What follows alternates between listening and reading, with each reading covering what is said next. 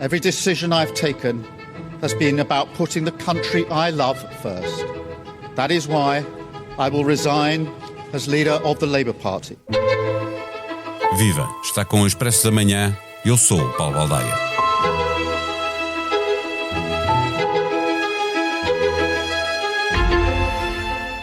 A volatilidade política no Reino Unido entrou numa fase sem precedentes. Na última década, Keir Starmer é o 6º chefe de governo a demitir-se e, uma vez mais, haverá alguém do mesmo partido a substituí-lo.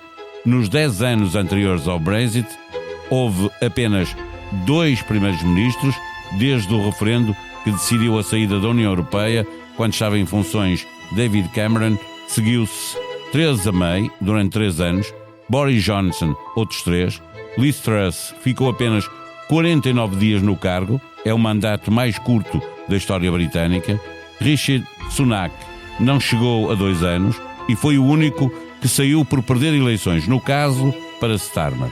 Agora vai entrar o 7º numa década, Andy Burnham, a nova estrela dos trabalhistas, que ao ser eleito deputado fica em condições de assumir o cargo de primeiro-ministro e, com uma larga maioria parlamentar conquistada por Starmer, vai ter de mostrar o que vale até 2029, se o seu partido não se lembrar de o substituir caso apareça alguém que ofereça maior probabilidade de vitória.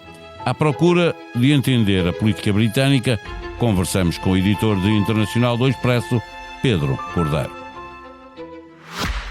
Não tens a sensação que o teu telemóvel ouve as tuas conversas? Sim, às vezes até parece que sabe o que vou jantar. Não se preocupe. A app Caixa Direta Empresas não ouve conversas, mas ouviu as empresas. As suas funcionalidades mais inovadoras são baseadas nas sugestões dos nossos clientes. Pagamentos com fotografia, pesquisa inteligente de movimentos e notificações em tempo real.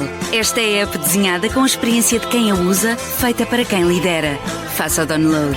Caixa, com o banco certo ao seu lado, a sua empresa cresce. Caixa Geral de Depósitos S.A., registada junto do Banco de Portugal sob o número 35. Viva Pedro Cordeiro! Nos 10 anos pós-referendo do Brexit, o Reino Unido teve 6 chefes de governo, vai para o 7º. Passou a haver um povo no norte da Europa que não se governa nem se deixa governar?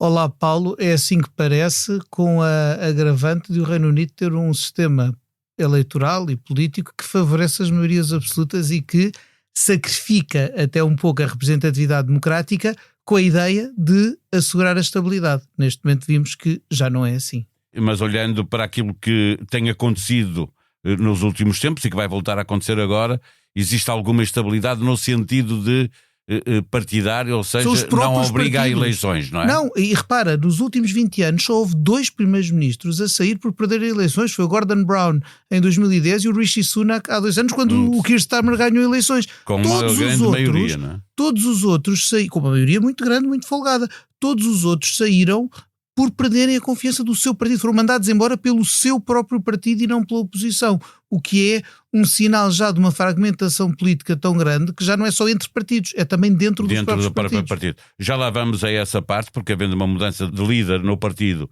falta saber se vai haver mudança de política no governo. Antes disso, mesmo quando há uma mudança do primeiro-ministro que é feita dentro do partido, a maioria dos ministros muda.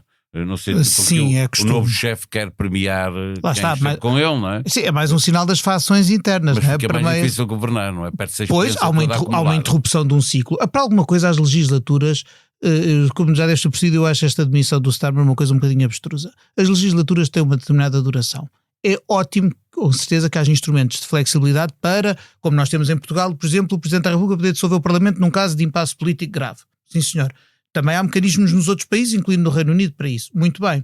Agora, esta coisa de, por regra, as legislaturas não se concluírem e haver, ou neste caso a legislatura permanece porque o Parlamento continua, mas muda-se de governo a meio, e esta lufa-lufa, este carrossel, esta porta giratória de primeiros-ministros, interrompe a execução de políticas públicas, atrasa certas coisas durante alguns meses. A própria experiência dos governantes, os próprios governantes, de saber com como é que funciona. O rumo, porque mudamos de governo para quê? Para mudar de rumo, para haver inversões das políticas. Bom, isso também levanta questões de legitimidade, uma vez que o Parlamento, que é a base da autoridade, a maioria parlamentar, que é a base da autoridade de qualquer governo no Reino Unido, é eleito com um determinado programa eleitoral. Portanto, também não dá para fazer mudanças radicais de política que não tenham sido sufragadas pelo povo. Portanto, tudo isto é um bocadinho... Mas olhando aqui, então, vamos dar esse salto para a questão do próximo governo, não é? Certo. Toda a gente já espera que vai ser Andy Burnham o primeiro-ministro. Ainda não é completamente certo que ele seja primeiro-ministro daqui a 3 semanas, ou seja, no caso de não haver, portanto, o prazo está estipulado de 9 a 16 de julho, tem que se apresentar candidaturas. Não haver à partida não haverá nenhum além dele. Embora haja alguns jornais britânicos dizem que os anti-Burnham estão a tentar que haja um candidato qualquer, mesmo para sabendo, marcar a posição. Exatamente, mesmo sabendo que não ganham, só para não haver uma coroação, como eles dizem na gíria política britânica, e que tenha de haver algum confronto, algum escrutínio, inclusive é para Burnham ter que dizer ao que vem o que é que pretende fazer. Mas quer dizer, a questão é se ele vai ser primeiro-ministro em julho ou em setembro.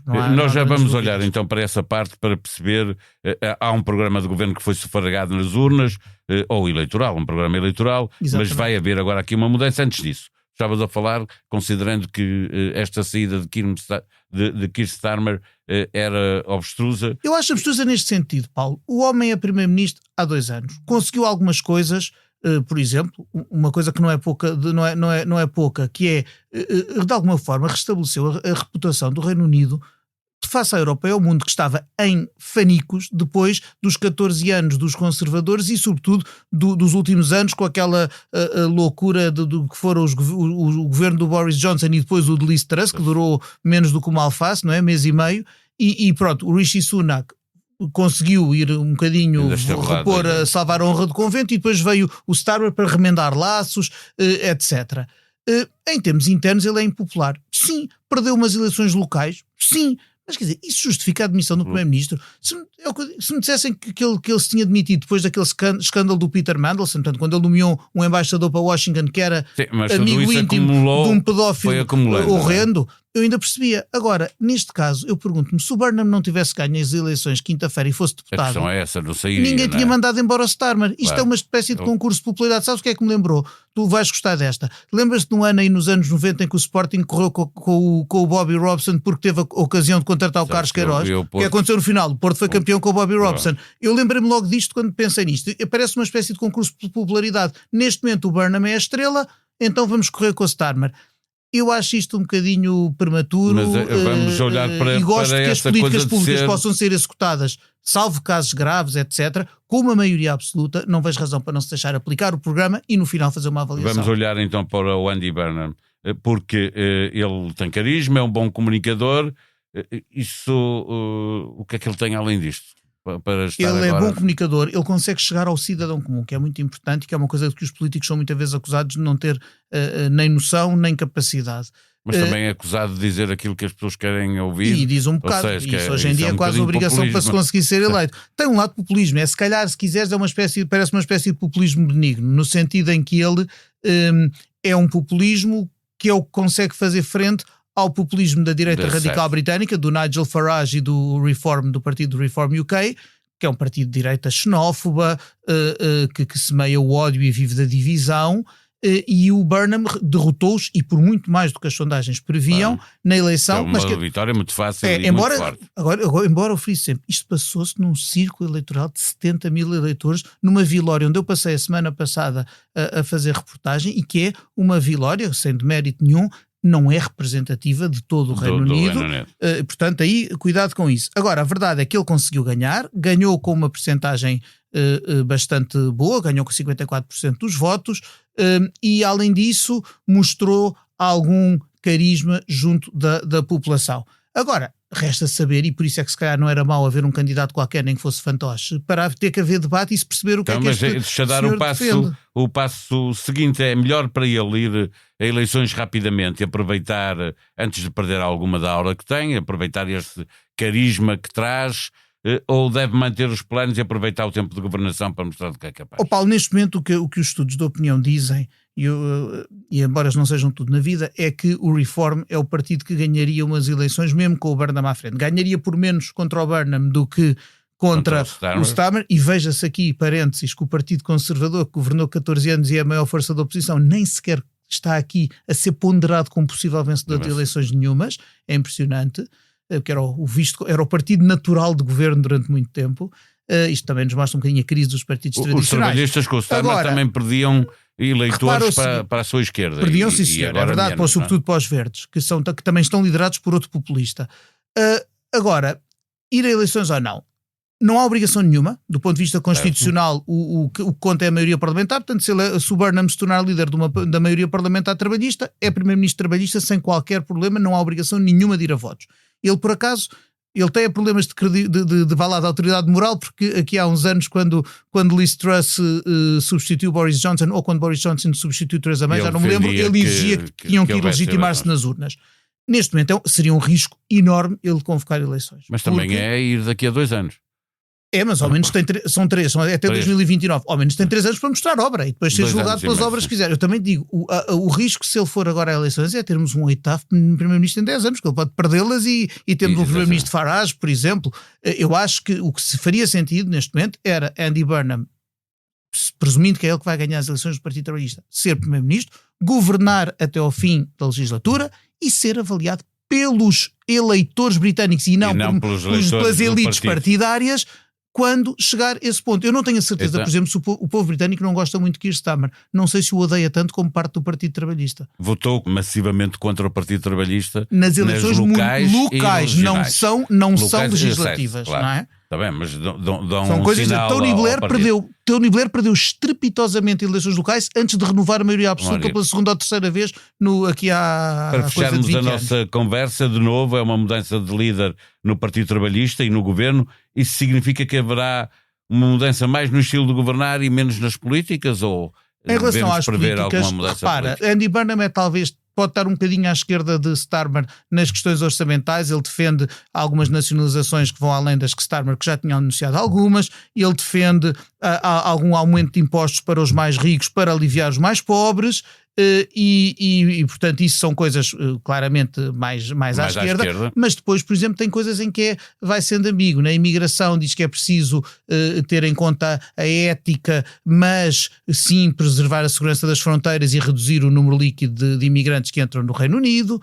Por outro lado, na questão europeia, ele antes era um rejoiner, portanto um defensor do regresso à União Europeia. Hoje diz que não quer reabrir esse dossiê, mas continuar a melhorar as relações com a União Europeia.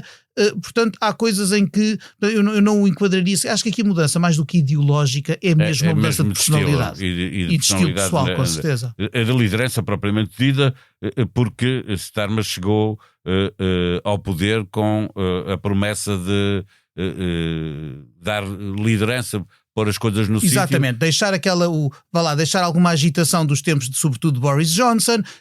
Ele fez uma coisa muito importante, que foi combater o antissemitismo, que era terrível no Partido Trabalhista. Isto é um flagelo dos nossos tempos que não devemos esquecer.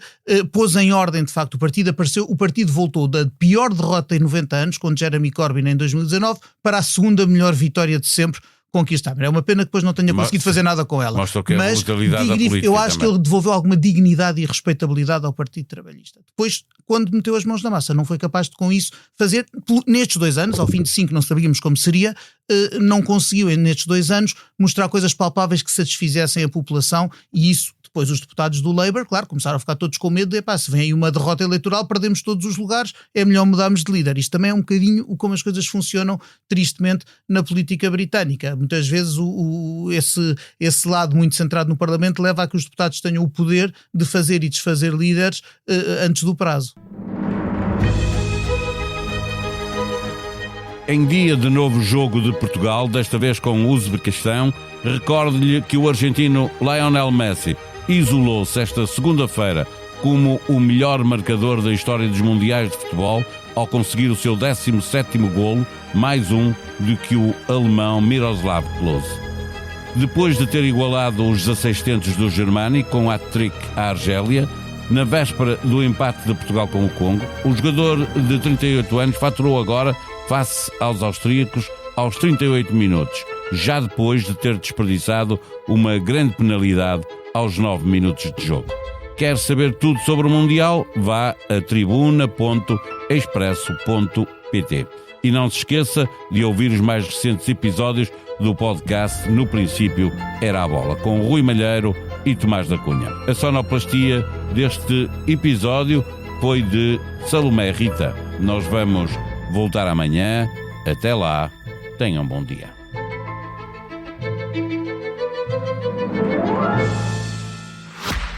Não tens a sensação que o teu telemóvel ouve as tuas conversas? Sim, às vezes até parece que sabe o que vou jantar. Não se preocupe. A app Caixa Direta Empresas não ouve conversas, mas ouviu as empresas. As suas funcionalidades mais inovadoras são baseadas nas sugestões dos nossos clientes. Pagamentos com fotografia, pesquisa inteligente de movimentos e notificações em tempo real. Esta é a app desenhada com a experiência de quem a usa, feita para quem lidera. Faça o download. Caixa, com o banco certo ao seu lado, a sua empresa cresce. Caixa Geral de Depósitos S.A., registada junto do Banco de Portugal sob o número 35.